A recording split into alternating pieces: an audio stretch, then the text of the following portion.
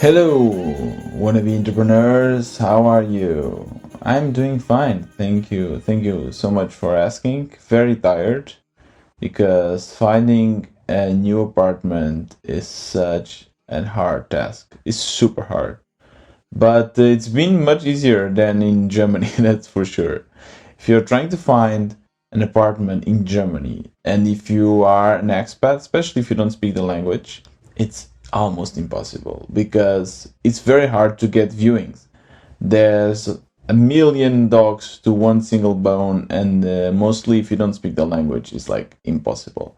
Here in Portugal, I have the advantage that I speak the language, and there's a little bit less competition for flats, even though they're very expensive and there's a lot of people. It's easier to get viewings, and I've been just going around trying to find a flat, and yeah, it's a very hard task. It's occupying my full time. Like I don't have time for anything else. And now it's evening, and I'm just recording the podcast as we go, as it's happening. And I just want to share a couple of things with you. And the first thing is the unemployment money, something that I haven't shared for a while here with you. As you know, I am getting unemployment money from Germany because I worked for 5 years and then I get access to this amount. It's really, really great. And I got my first payment in September because I quit my job, so you got automatically blocked for 3 months, and I got my first paycheck in September. It's amazing. It's really, really a lot of money, and I'm super happy with it. But then, of course, now I'm in Portugal, so you might be asking, "Hey, Tiago, what's happening with your unemployment money? Can you still get it?" And the answer is I can. I can still get my unemployment money even though I'm not in Germany. It's because Portugal is part of the EU, and I can get it transferred. So I actually in the process of transferring that money to Portugal. I already told them in Germany, so I had to file in a document. It's called U2, not the band. You or in Germany they call it the PDU2, so PDU2, and I think it's like an European document. And you asked for it. If they accept it, which they did, then you just have to bring this document to your new unemployment center, which I did yesterday, and it took a while. It took like 1 hour to register everything because the paper was in German. Then the lady couldn't speak German. I couldn't speak German. Just a little bit. So it took a while for her to understand how to do all the procedure. And after that, she said everything was fine. But now today, I reach home and I check my emails, and she sent me 2 emails saying that I should reach out to her immediately because I guess there was a problem. I'm really getting scared about that because in Germany, the lady there told me that I had until today, so the 7th of October, to register myself in Portugal. And yesterday I thought everything was fine, and now I'm getting these emails, and I just got them too late, so they are not open. And tomorrow I have to figure out how to manage that. And I really hope that I still have the money, otherwise I'll freak out because the rents are also very expensive. Besides that, I want to give you an update on the Web Summit Lisbon. As you know, I got accepted in the Alpha program, which is basically a program for startups. So you can bring your startup. You have one day. You have a booth where you can showcase your startup for one day, and then you have a lot of accesses. But you still have to spend 1,000 bucks, 1,000 euros, and you get access also for 3 tickets. So you can split it into like 333 euros if you can sell the other 2 tickets, which I'm trying to, or trying to see if there's other people that might be interested. And in the meantime, I've been asking around what people think about me investing this money. So far, most of people have told me that they don't think it's a good idea. Some people actually have been in the conference. So Eva, for instance, that I interviewed, she has a company where she's trying to do amazing clothes, sustainable clothes for girls.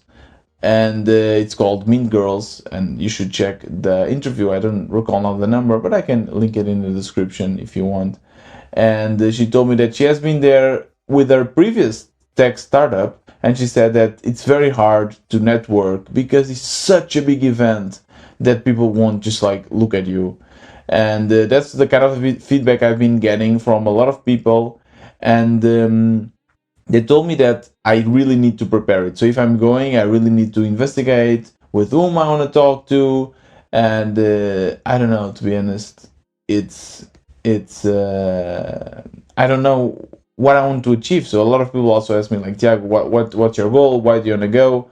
I just don't know. I just think it's a great way for networking. I could meet some people, but the thing is, I don't know whom I want to meet. And also for this podcast, I think it's a great idea, but I don't know if I can actually get the value back. And I'm trying to investigate. In the same time, I asked also a couple of people that told me that I can get tickets for free. Actually, I have a good friend that is coming from Berlin here, and he got a ticket for free. So I got some people telling me that I could do that, but I haven't seen anyone giving tickets away. But to be honest, I haven't investigated, so I haven't get the time. So if you know anyone that is giving Web Summit tickets away, just let me know. That would be great. And as the last topic for today, I wanted to speak about yesterday's interview, which was with Dagorbert. And it's an interview that I've recorded already a couple of weeks ago. But I found it so interesting, the fact, especially the fact that is now very successful, or it seems that he's very very successful on Twitter because he has a lot of followers. And I just want to stress out this idea that we look at others and we see their success and we think that we are failing because as bootstrappers especially we are alone, and we see that others are able to do it and we think, wow, they have success, they have sales, they have money, and we have been doing this for so long and we haven't done anything, accomplished anything.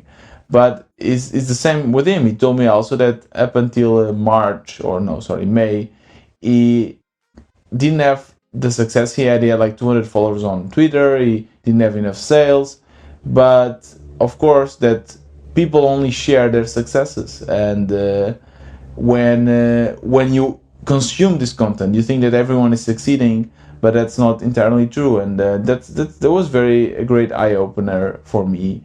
Plus, its life is amazing. Also, the fact that it discovers after getting a very well paid job. So in the beginning of his, let's say, career, he started by building websites for fun. And then he chased the money and he did freelancing. He got a nice job. And then now he realizes that all this time, all he ever wanted was to have that fun. And I can totally relate to that. Like, I don't want to freelance. I don't know anything else because I want to build my company my way. That's what I really want to do. And there's no other feeling, at least for me. Like, there's nothing that compares to this. To do your own company your way. And if you fail, you just failed your way. Of course, there's also a lot of downsides for that. But I found it very interesting. And